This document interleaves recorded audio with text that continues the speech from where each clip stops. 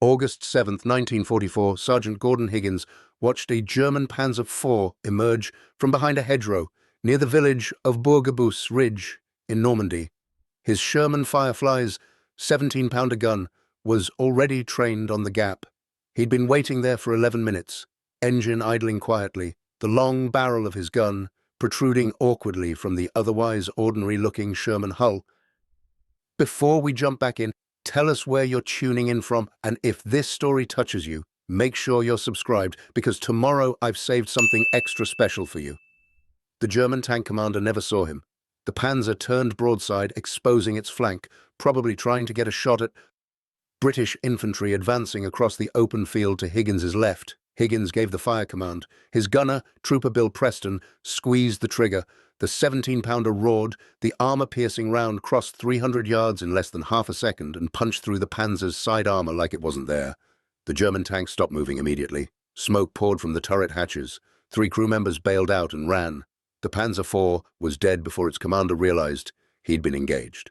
That kill was unremarkable by the standards of 1944. Sherman Fireflies had been doing exactly that since D-Day, June 6th. What made this engagement significant was what happened 17 minutes later. A Tiger I heavy tank, 60 tons of German engineering, appeared at the far end of the same field, roughly 1,500 yards away. The Tiger's commander had heard the earlier engagement and was looking for the British tank that had killed his comrade. Higgins saw the Tiger first. He recognized it immediately by the massive boxy hull and the 88mm gun that made the Tiger the most feared tank on the Western Front. 1,500 yards was extreme range for tank combat.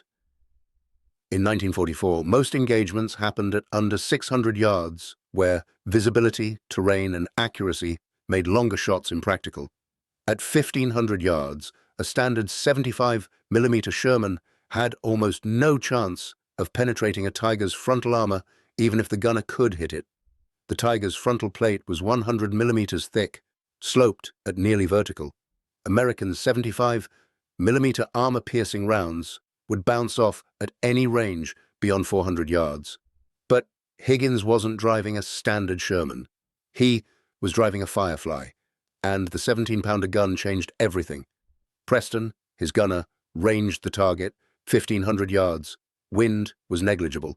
The Tiger was moving slowly, presenting its frontal aspect, the most heavily armored part of the tank. Preston adjusted elevation, led the target slightly, and fired. The 17-pounder's muzzle blast was enormous, far louder than a standard Sherman's gun. The recoil rocked the entire 30-ton tank backward on its suspension, the armor-piercing, discarding sabot round, traveling at nearly 3,000 feet per second, covered 1,500 yards in under 2 seconds. It struck the Tiger's frontal glacis plate just below the mantlet. The penetration was clean.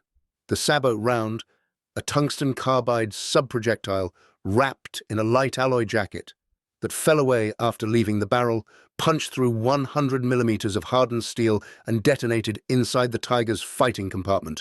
The explosion killed the driver and gunner instantly. The ammunition stored in racks along the hull sides caught fire. Secondary explosions ripped through the tank. The Tiger stopped. Its hatches flew open. 2 crew members escaped.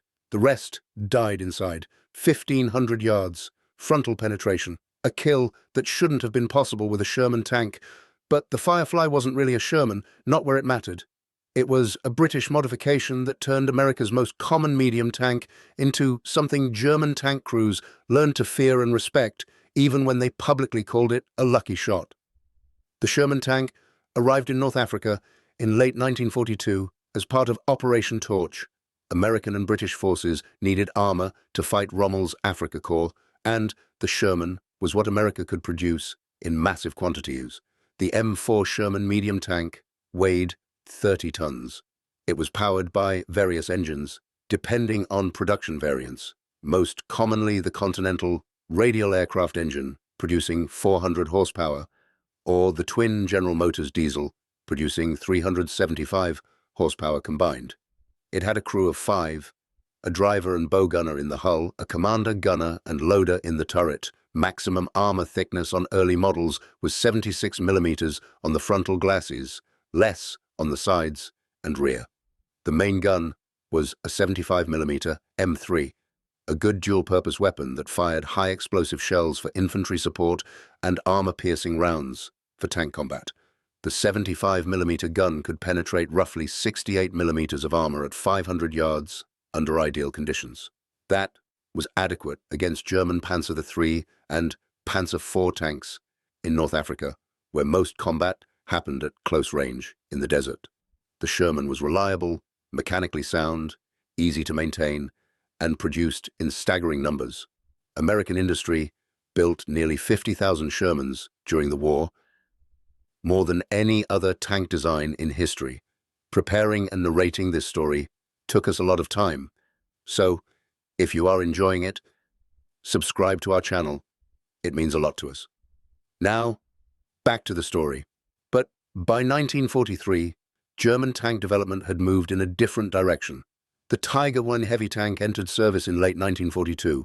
It weighed 60 tons, mounted an 88mm gun derived from the legendary Flak 88 anti-aircraft gun, and had frontal armor up to 100mm thick. The Tiger could kill a Sherman from over a mile away. The Sherman could barely scratch the Tiger's frontal armor at 400 yards. The Panther medium tank, introduced in mid-1943, was even more troubling from a tactical perspective. The Panther weighed 45 tons, mounted a 75mm L-70 gun with exceptional muzzle velocity, and featured sloped armor that was effectively equivalent to 140mm of vertical plate on the frontal glacis. The Panther could engage Shermans at ranges where American tanks couldn't even see the target clearly through their gun sights.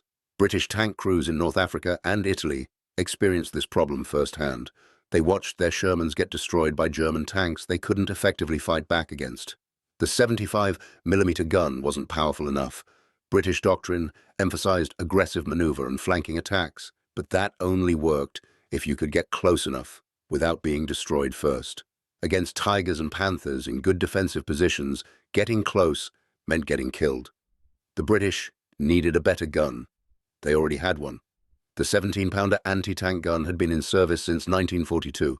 It was a towed artillery piece, not a tank gun, designed to kill German armor at long range. The 17-pounder fired a 76.2mm projectile, despite the misleading 17-pound designation which referred to the weight of the original projectile, not the caliber. The gun had a muzzle velocity of nearly 3,000 feet per second, with armor-piercing, discarding sabot ammunition. That velocity, combined with tungsten carbide penetrators, gave the 17-pounder the ability to punch through 130mm of armor at 1,000 yards. That was enough to kill a Tiger from the front at combat ranges. It was enough to penetrate a Panther's frontal glacis under the right conditions. It was exactly what British tank crews needed. The problem was fitting the gun into a tank. The 17-pounder was enormous. The barrel alone was nearly 13 feet long. The recoil mechanism, breech, and ammunition stowage took up massive amounts of space. British tank designs, like the Cromwell and Churchill, couldn't accommodate it without complete redesigns that would take years. But the Sherman could, barely. In mid-1943, British engineers at the Woolwich Arsenal began working on a modification. They took a standard Sherman hull, removed the 75mm gun and its mount, extensively reworked the turret interior, and installed the 17-pounder. The gun barely fit. The turret had to be modified with a redesigned gun mantlet. The radio had to be moved from the turret to the hull to make room. Ammunition stowage was reduced from 97 rounds to 78. The loader's position became cramped almost to the point of being unworkable, but it worked. The prototype was tested in January 1944. The 17-pounder fired successfully. Recoil was manageable, accuracy was excellent. The modification was approved for production. The tank was designated Sherman Icy in British nomenclature, but tank crews called it the Firefly because of the distinctive muzzle flash when the 17-pounder fired. Production began in early 1944. British factories converted existing Shermans by removing the turrets, reworking them with 17-pounder guns, and reinstalling them. The conversion process took longer than building a new Sherman, but it was faster than designing an entirely new British tank from scratch. By D-Day, roughly 300 Fireflies had been delivered to British and Canadian armoured units preparing for the invasion of France. The allocation was carefully controlled. British armoured doctrine in 1944 organised tanks into troops of 4 vehicles. Each troop received 1 Firefly and 3 standard 75mm Shermans. The Firefly's job was tank killing. The other 3 Shermans provided high explosive fire support for infantry and engaged lighter targets.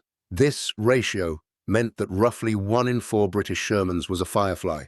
That doesn't sound like many, but 300 Fireflies represented 300 tanks capable of killing Tigers and Panthers at ranges where German commanders didn't expect effective return fire.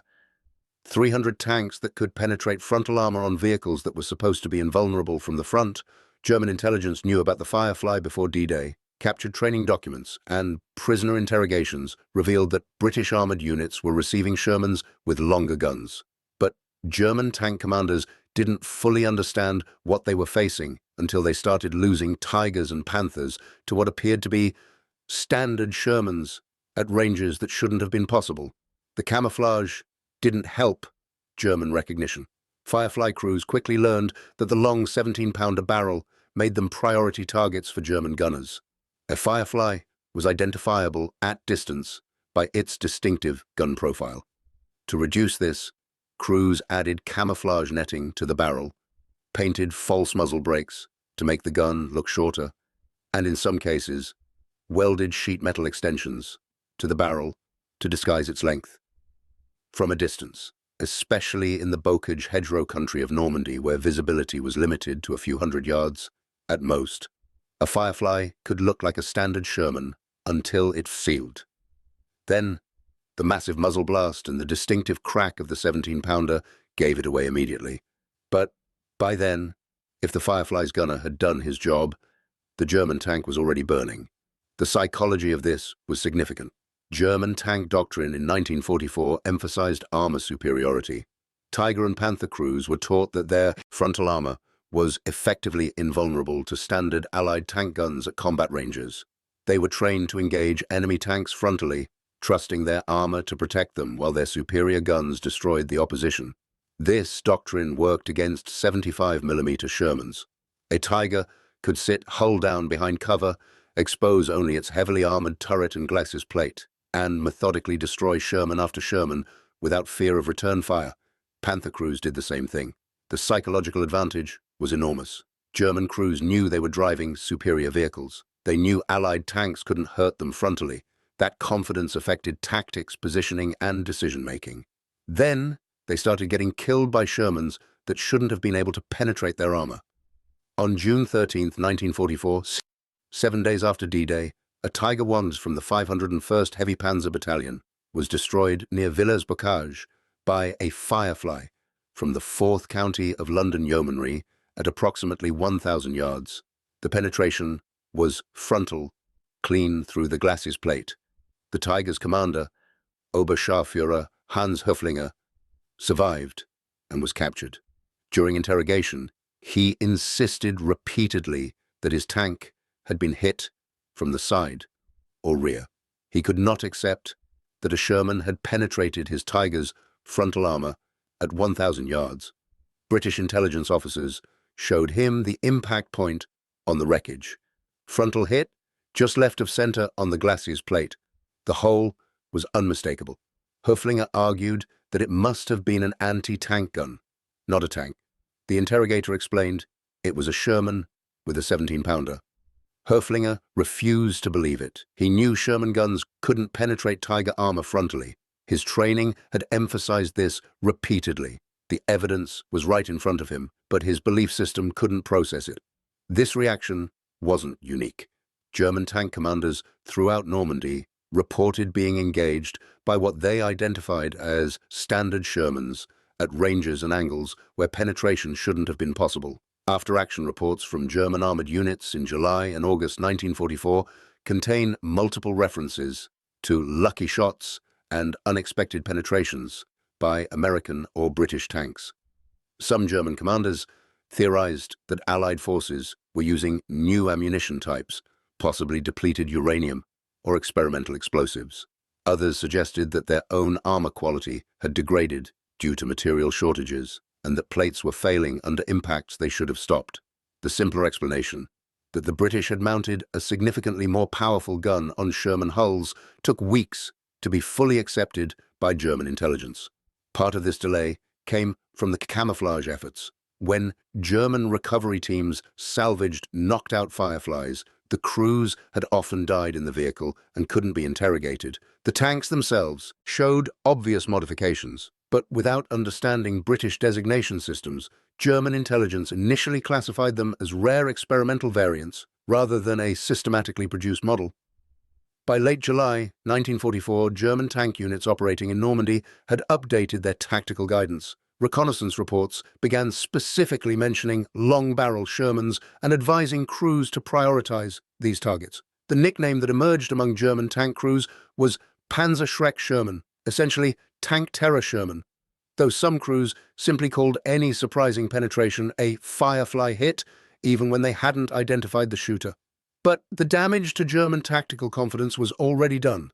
For 6 weeks, Panther and Tiger crews had been engaging what appeared to be standard Sherman formations and taking casualties from angles and ranges they'd been taught were safe.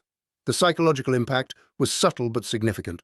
German tank commanders started positioning more cautiously, started taking fewer risks, started assuming that any Sherman might be capable of killing them. That hesitation, that small pause before committing to an engagement, gave British and Canadian tank crews fractional advantages in reaction time and positioning. In tank combat, where engagements were often decided by whoever spotted and fired first, fractional advantages mattered enormously. The 17-pounder's ammunition was as important as the gun itself. British ordnance factories produced several types of rounds for tank use, each with specific tactical applications. The standard armor-piercing round was the armor-piercing capped ballistic capped, designated APCBC. This was a solid steel projectile with a hardened penetrator cap and a ballistic cap to improve aerodynamics. It weighed 17 pounds, hence the gun's designation, and could penetrate roughly 110 millimeters of armor at 1,000 yards. That was adequate for most German armor, but not quite enough for Tigers and Panthers at extreme range or at oblique angles. For those targets, British crews used the armor-piercing, discarding sabot round, designated APDS. This was a significantly different design. The projectile itself was a tungsten carbide subcaliber penetrator, much smaller in diameter than the gun barrel. It was wrapped in a lightweight aluminum alloy sabot, essentially a jacket that filled the bore and fell away after the round left the muzzle. The APDS round weighed only 8 pounds, compared to the 17-pound APCBC, but it left the barrel at 2,950 feet per second, roughly 600 feet per second, faster than the standard armor-piercing round. That velocity, combined with the extremely hard tungsten carbide penetrator, gave the APDS devastating armor penetration. At 1,000 yards, it could penetrate 140 millimeters of armor plate. At 1,500 yards, it could still punch through 120 millimeters. Those numbers meant the APDS round could kill a Tiger Wanshin from the front at ranges exceeding a mile. It could penetrate a Panther's frontal glacis at any combat range. It could defeat the side armor of any German tank at ranges where the target was barely visible through the gun sight. The APDS round turned the Firefly into the most capable tank killer in the British and Canadian armored forces. But there were problems. Tungsten carbide was a strategic material, difficult to obtain in large quantities. Britain imported tungsten ore from China and Portugal, but wartime shipping constraints limited supply.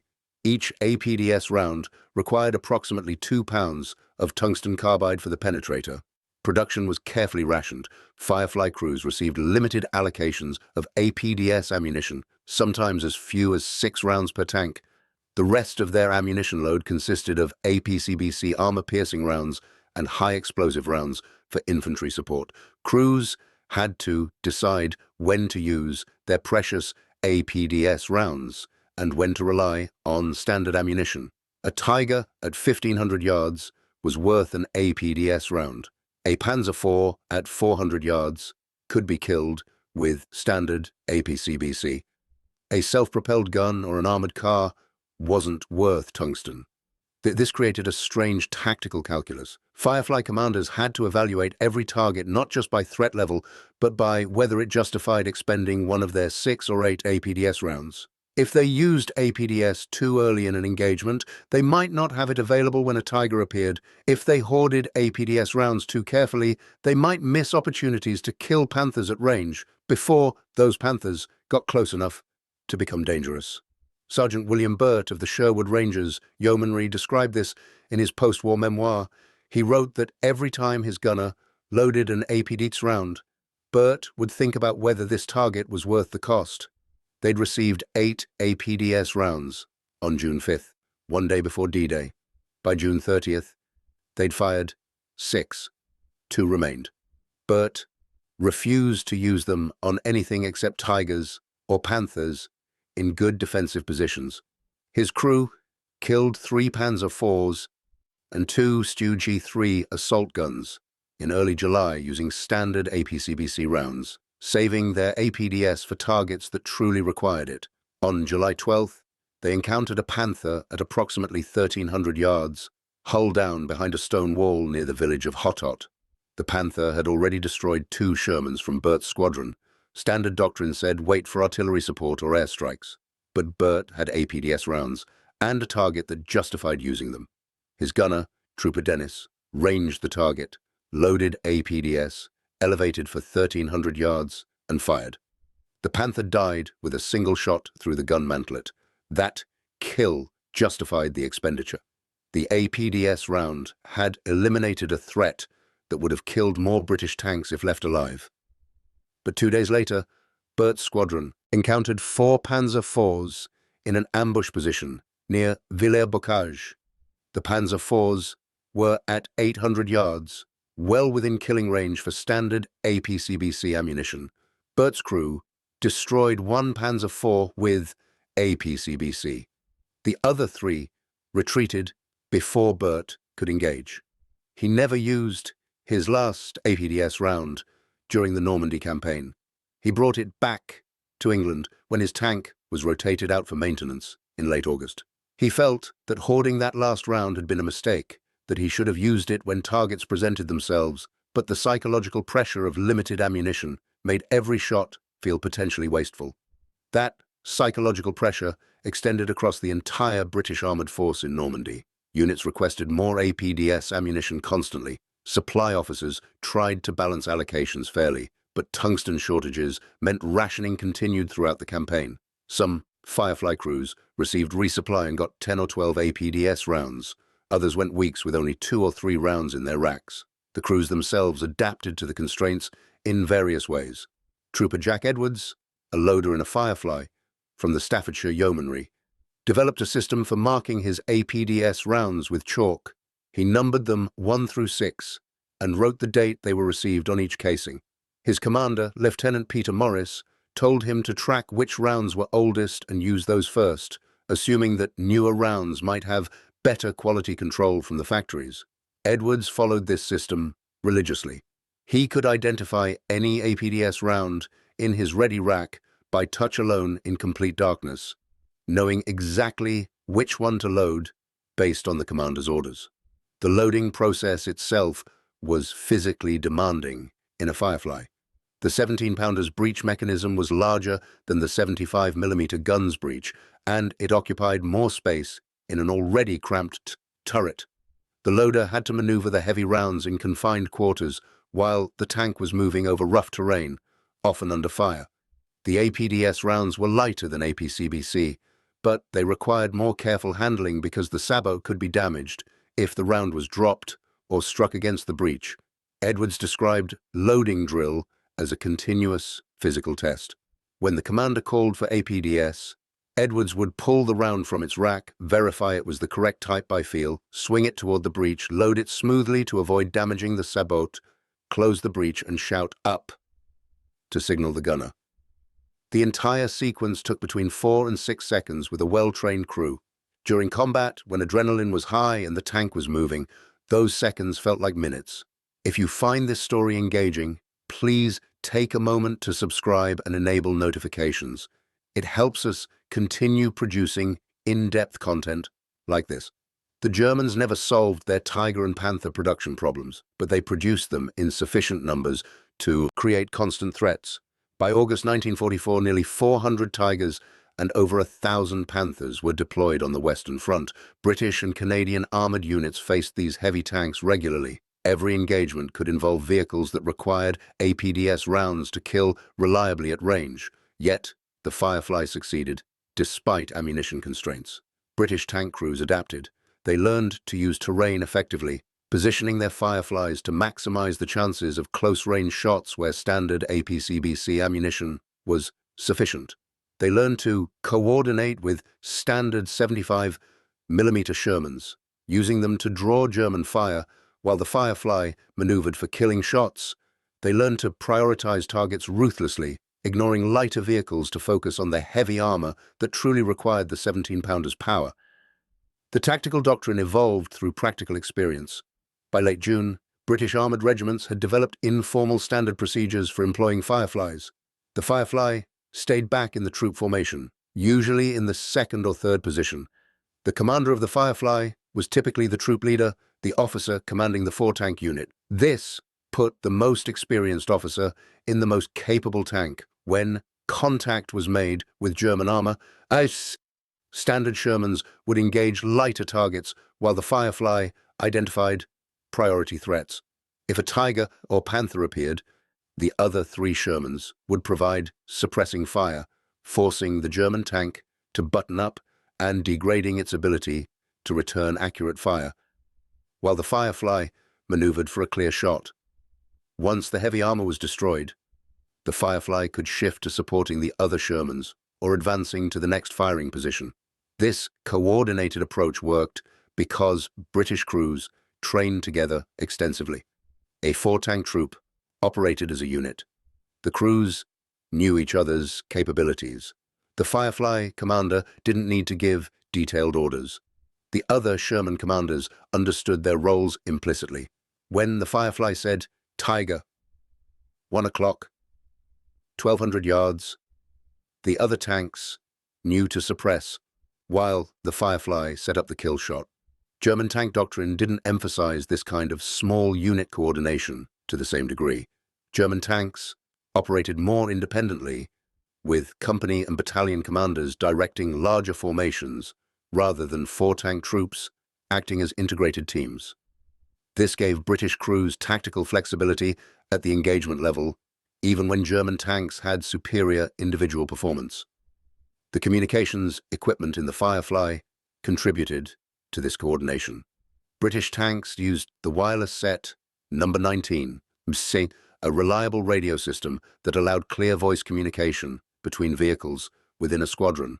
The troop leader in his Firefly could coordinate the movements of his 3 standard Shermans in real time, directing them to specific positions, calling out targets, and adjusting tactics based on what he observed from his position. Lieutenant Geoffrey Bishop of the 23rd Hussars wrote in his diary that commanding a Firefly felt like conducting an orchestra. He had 3 other tanks under his direct control, and he could position them like chess pieces on the battlefield. If he spotted a German tank at long range, he'd direct his standard Shermans to spread out and engage with high explosive rounds, creating multiple targets that forced the German commander to button up his tank and lose visibility. While the German was dealing with multiple threats, Bishop would maneuver his Firefly into a position with a clear shot and kill the target with 1 or 2 rounds. This orchestration required trust between the crews. The standard Sherman commanders had to accept that they were essentially bait, drawing fire so the Firefly could get into position. That role required courage. More than one British tanker noted in post-war interviews that they'd rather have been in the Firefly, because at least then they'd have had the gun capable of killing German heavy armor.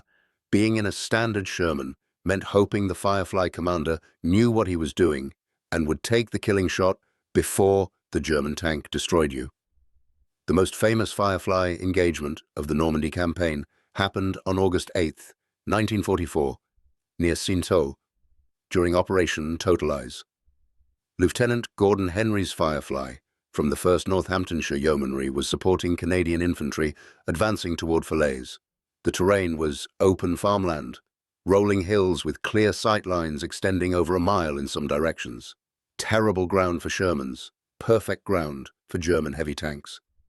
At approximately 1400 hours, Henry's troop spotted 3 Tigers from the 101st SS Heavy Panzer Battalion, positioned hull down on a ridgeline roughly 1,800 yards away. The Tigers were covering the main road into Sintol, methodically destroying Canadian tanks as they advanced. Henry counted 6 burning Shermans in the field below the ridgeline. Standard procedure said call for artillery and air support, but the Tigers were killing Canadian tanks every few minutes, and support would take at least 20 minutes to arrive. Henry had 4 APDS rounds. He positioned his Firefly behind a stone barn that provided partial concealment, ordered his other 3 Shermans to spread out and engage with high explosive rounds to distract the Tigers, and told his gunner, Sergeant Baker, to prepare for extreme range shots. 1,800 yards was beyond the effective range that most tank gunners trained for. The gun sights were calibrated for ranges up to 1,600 yards. Beyond that, gunners estimated holdover based on experience and instinct. Baker loaded APDS, ranged the nearest Tiger as best he could, added elevation to account for the extended range, and fired. The first shot missed, impacting the ground 30 yards short of the target. The Tigers didn't react. They probably assumed it was artillery fire falling short. Baker adjusted elevation, loaded his second APDS round, and fired again. This shot hit the Tiger on the turret front, but failed to penetrate. The angle was too oblique. The round deflected upward and away. Now the Tigers knew they were being engaged. All 3 began traversing their turrets, searching for the threat. Henry's other 3 Shermans were firing high explosive rounds at the ridgeline, creating smoke and dust that partially obscured the Tigers' view. Baker loaded his 3rd APDS round. He made another elevation adjustment, aimed at the center Tiger, which had now presented a slightly better aspect angle, and fired.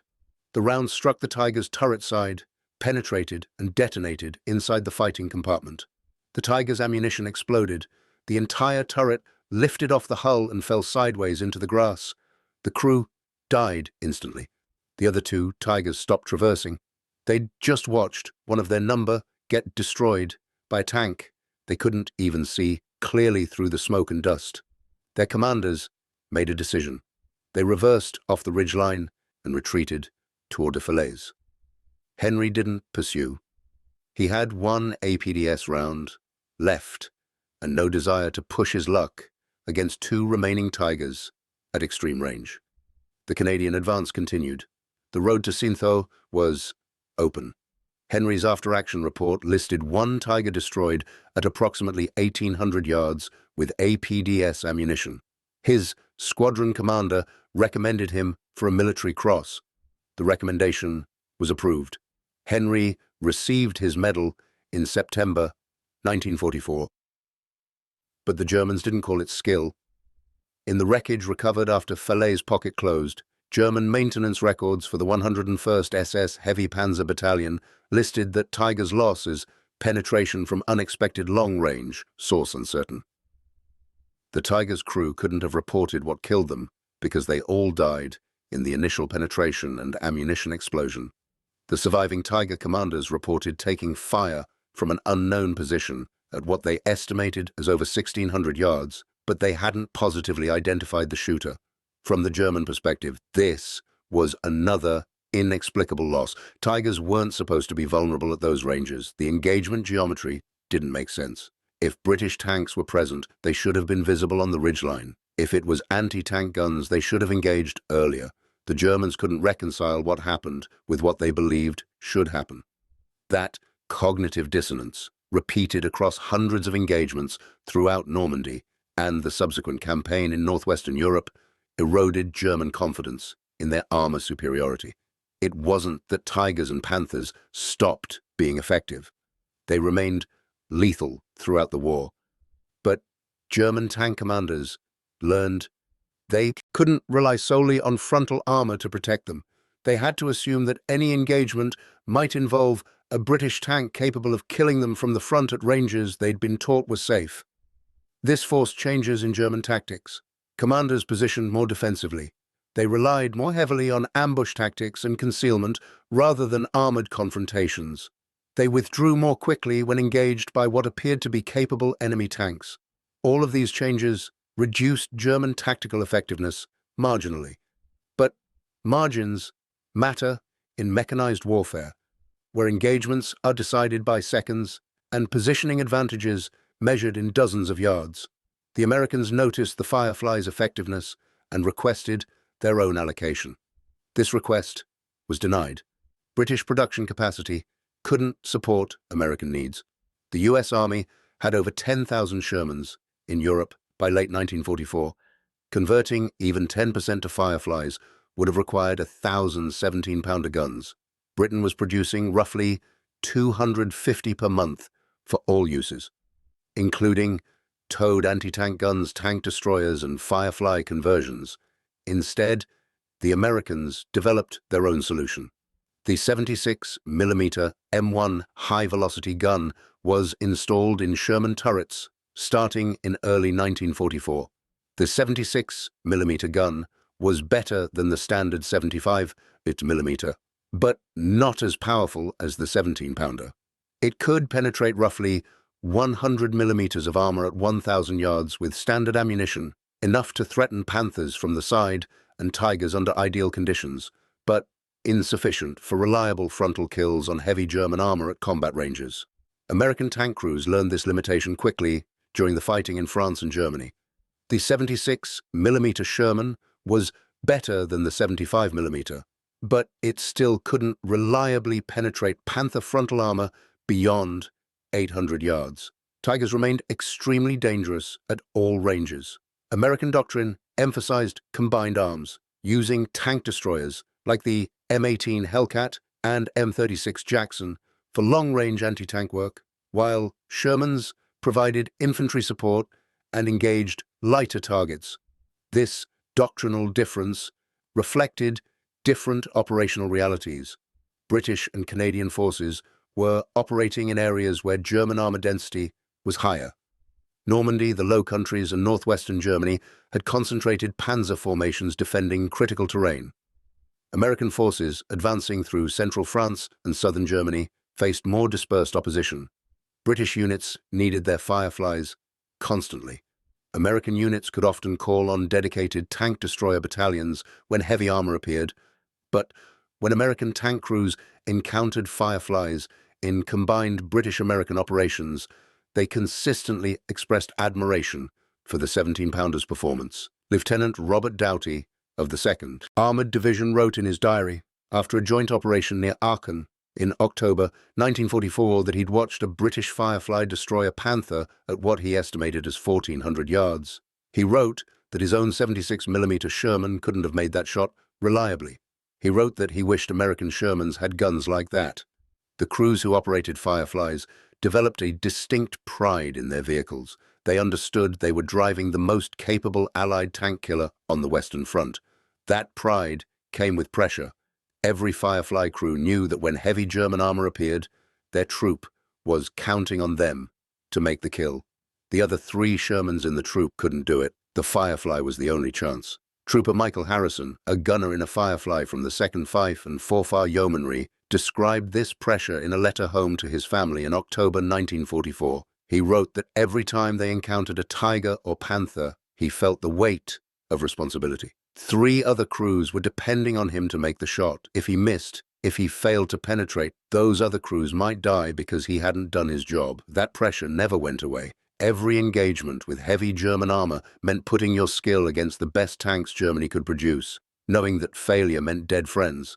But Harrison also wrote about the satisfaction of successful engagements. When you put a round through a Tiger's frontal armor at 1,200 yards and watched it brew up, when you knew you'd just eliminated a threat that could have killed a dozen Allied tanks, the feeling was indescribable. You'd done your job, you'd protected your mates, you'd proven that British engineering and British gunnery could beat anything the Germans fielded. By late 1944, German intelligence had fully characterized the Firefly threat. Technical bulletins distributed to panzer units included recognition guides showing the distinctive long barrel and modified turret.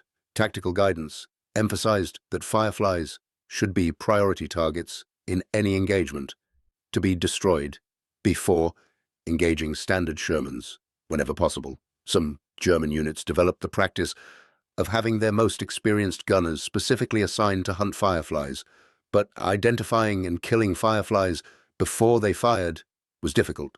British camouflage efforts were effective. The Germans needed several seconds of observation to distinguish a Firefly from a standard Sherman at combat ranges, and several seconds was usually enough time for the Firefly to fire first. In tank combat, whoever fired first usually won. The Firefly's advantage in penetration meant that even if a German tank and a Firefly spotted each other simultaneously, the Firefly could engage from positions and ranges where the German tank couldn't reliably return effective fire. This is what German tank crews meant when they called Firefly kills lucky shots.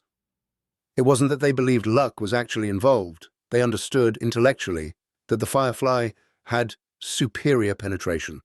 But accepting that British tanks could consistently penetrate German heavy armor frontally at long range contradicted years of training and doctrine that emphasized German armor superiority.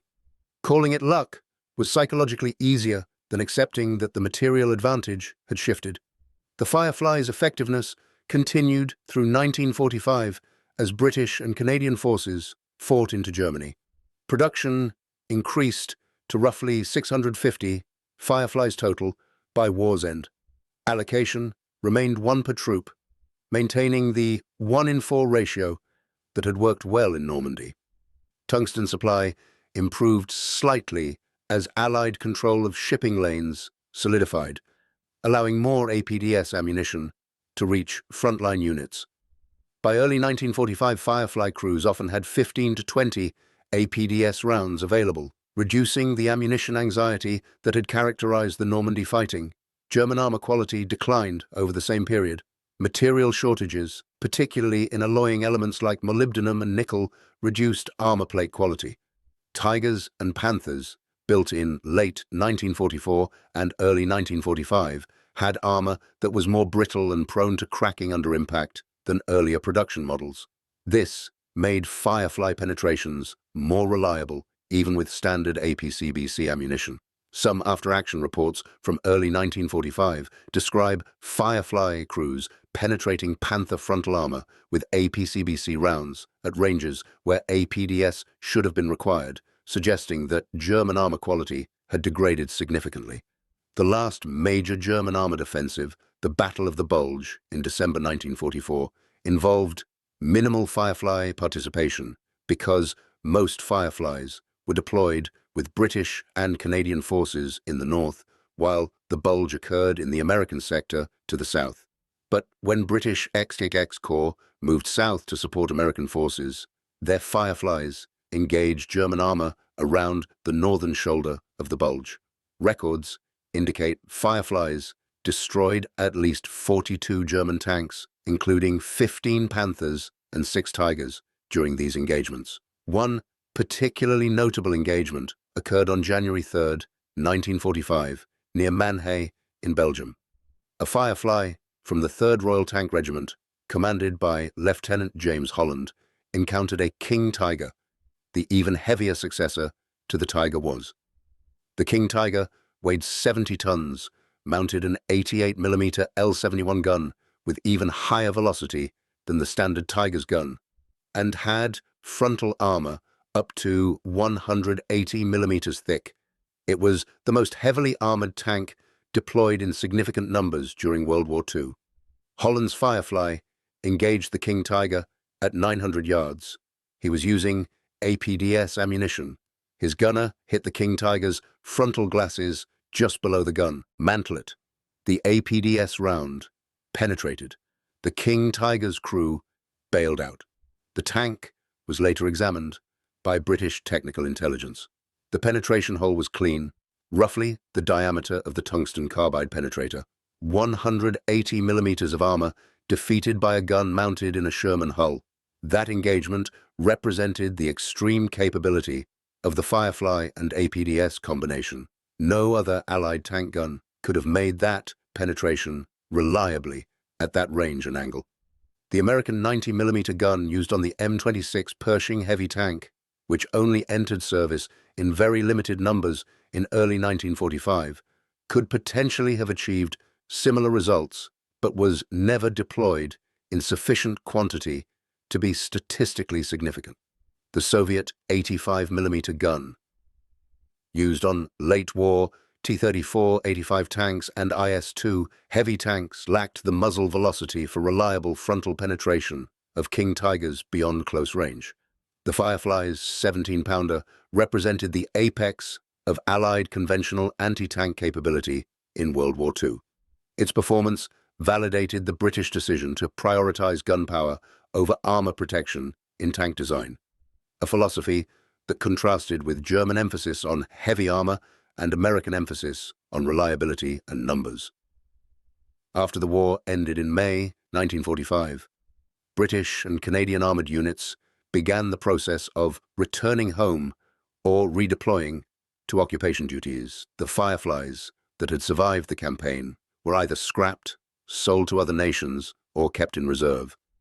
Some Firefly crews were interviewed by military historians and intelligence officers who wanted to document their experiences and evaluate the effectiveness of the 17-pounder gun in combat. These post-war interviews revealed consistent themes. Firefly crews universally praised the 17-pounder's penetration and accuracy. They acknowledged the ammunition constraints, but felt that even with limited APDS rounds, the Firefly had given them the capability to engage German heavy armor on roughly equal terms. Many crews noted that without the Firefly, British armor would have suffered significantly higher casualties in Normandy and the subsequent campaigns.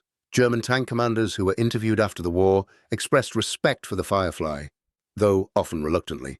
Hauptmann Heinrich Voss, who had commanded a Tiger company in Normandy, stated in his post-war interrogation that the appearance of the Firefly had changed German tactical calculations.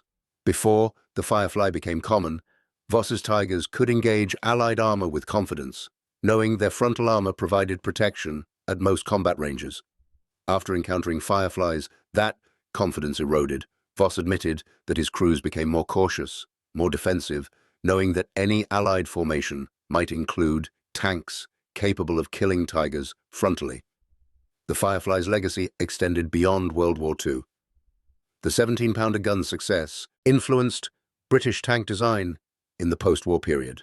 The Centurion tank, which entered service in 1945 and became one of the most successful tank designs of the Cold War era, was initially armed with the 17-pounder. Later, Centurion variants upgraded to the larger 20-pounder and eventually the 105mm L7 gun, but the basic philosophy of prioritizing gun power over armor weight remained consistent with the lessons learned from Firefly operations.